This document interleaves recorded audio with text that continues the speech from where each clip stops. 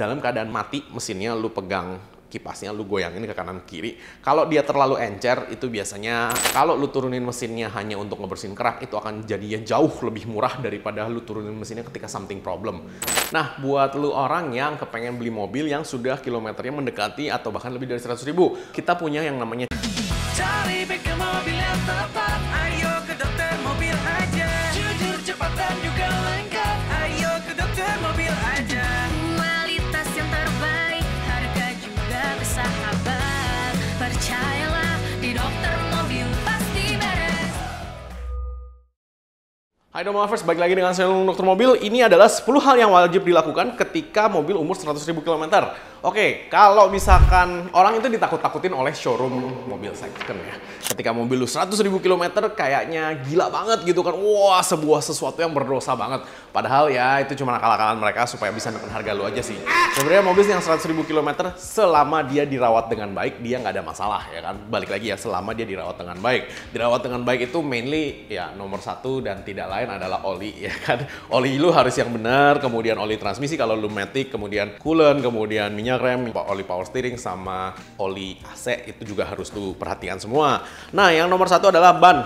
Semua periksa, lu rotasi kalau perlu, kalau enggak ya lu ganti baru, terus lu spuring, balancing. Kalau ganti baru udah pasti balancing ya, kalau bisa lu finish balancing juga gitu loh. Dan habis ban itu sudah pasti nomor dua adalah sistem rem. Remnya itu apa aja yang harus dicek, bukan hanya sekedar si kampas rem habis atau enggak. Itu disc brake-nya lu pegang.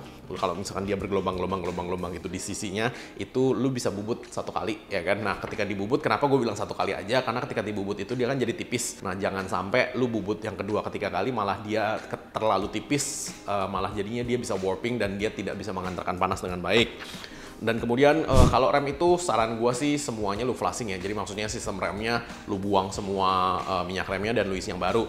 Minyak rem itu 12 bulan bos, kalau gue saranin. Dia nggak mahal, paling habis 1 liter lebih dikit. Jadi total minyak remnya lu habis 2 liter. Tetapi menurut gue minyak rem adalah salah satu hal yang terpenting juga selain dan daripada oli mesin ya kan. Karena kenapa? Oli mesin buat mobil lu jalan, minyak rem buat mobil lu berhenti. Jadi pentingnya sih sama. Setahun sekali lu ganti, lu akan rasakan dia remnya tetap bagus, tetap pakem, dan tetap nyaman ketika lu ngerem, nggak terlalu capek gitu loh ketika lu macet gitu loh. Tali sabuk penggerak atau timing belt. Nah, beberapa mobil itu di angka 100.000, 120.000, 150.000. Biasanya kalau Innova lama ya yang 2KD ya, itu biasanya di angka 150.000. Dia ada sensornya sendiri tuh nyala tuh, T-belt ya kan. Nah, sensor timing belt itu dia akan nyala untuk mengingatkan si user untuk mengganti si timing belt. Betul, timing belt ini kalau yang masih pakai belt dia memang harusnya diganti 100 ribuan kilometer sekali lah. Why? Karena dia dari karet ya kan, jangan sampai dia putus atau dia selek, nanti malah jadinya timing yang ngaco, malah ada valve yang ketabrak sama piston, malah nggak lucu gitu kan. Lu ngegantinya nggak seberapa duit, per 100.000 lu ganti, which is masih fair enough.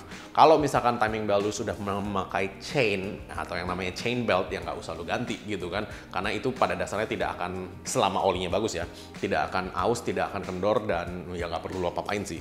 Pemeriksaan sistem bahan bakar, oke, filter BBM, terutama kalau lu pakai solar. Kalau lu pakai bensin, maybe dia ada filter bensinnya, ada dua ya, ada yang satu di dalam tangki bensin, satu lagi di depan. Nah, saran gue sih dua-duanya lu ganti. Itu juga nggak seberapa duit, tetapi itu memastikan bahwa semua bensin yang masuk itu terfilter dengan baik supaya tidak terlambat juga. Nah, ketika lu ganti itu ada bagusnya juga, lu turunin semua tangkinya, lu kuras nih. Kuras tuh maksudnya lu buang semua ya kan, dicuci bersih, dikeringkan, kemudian dipasang lagi. Karena kenapa? Ya, satu ada embun, dua kemungkinan ada kotoran-kotoran ya kan. Jadi sekalian lu turunin filter bensin, sekalian pompa bensinnya lu cek, sekalian lu kuras gitu loh. 100.000 bos ya kan, lu kuras 100.000 sekali, oke banget sih itu sih. Sistem pendingin, nah pendingin itu radiator ya. Jadi pendingin itu maksudnya sistem coolant atau radiatornya. Fan-nya lu cek, radiator fan sama extra fan kalau ada ya kan. Kalau nggak ada ya nggak ada. Itu lu cek. Kalau yang masih pakai viscofan, dalam keadaan mati mesinnya, lu pegang kipasnya, lu goyangin ke kanan kiri. Kalau dia terlalu encer, itu biasanya lu harus ganti oli silikonnya.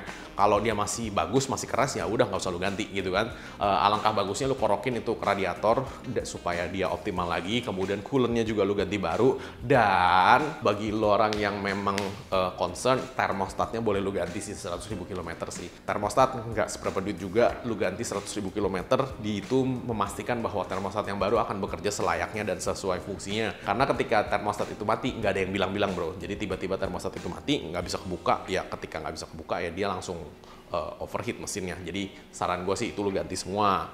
Lu mau tambahin extra fan atau enggak ya terserah. Kalau misalnya ditambahin tetap lebih bagus sih, dia akan jadi lebih dingin juga. Nah, kondisi selang dan klem lu cek. Kalau biasanya tidak pernah dibongkar, biasanya 100.000 km tidak butuh untuk dibongkar sih selangnya, karena nggak penting-penting amat, dan selang itu tetap kuat kok. Ketika lu sudah melihat selang itu ada keraknya, ada retak-retaknya, baru lu ganti. Gantinya juga jangan cuma satu ya Pak ya, gantinya satu set sekalian. Kenapa? Ntar lu ganti di situ, yang jebol di tempat lain gitu loh. Biasanya gantinya lu satu set aja. Oli mesin dan filter, oke. Biasanya sih kalau misalkan 100.000 itu saya sih sarankan buka kop ya. Kop itu maksudnya di paling atas itu kalau misalkan mesin bensin lu buka untuk cover valve-nya, lu lihat dia berkerak atau enggak, dia seberapa kotor. Terus kalau misalkan packingnya udah tipis juga 100.000 lu ganti aja sekalian packing cover valve-nya, itu untuk mencegah supaya nggak bocor di kemudian hari. Dan lu tahu nih kondisinya itu mencerminkan di dalam mesin lu dia berkeraknya seberapa parah. Kalau misalkan berkeraknya parah, kalau lu turunin mesinnya hanya untuk ngebersihin kerak, itu akan jadi jauh lebih murah daripada lu turunin mesinnya ketika something problem. Karena ketika something problem itu biasanya ada beberapa part-part yang kenanya lebih banyak dan karena rusak ya kan, sehingga lu pasti spendnya lebih banyak. Kalau hanya misalkan berkerak aja lu mau turunin monggo, kalau enggak ya lu mau cuci darah juga monggo, dan biasanya sih kerak-kerak akan hilang dengan cuci darah sih itu sih.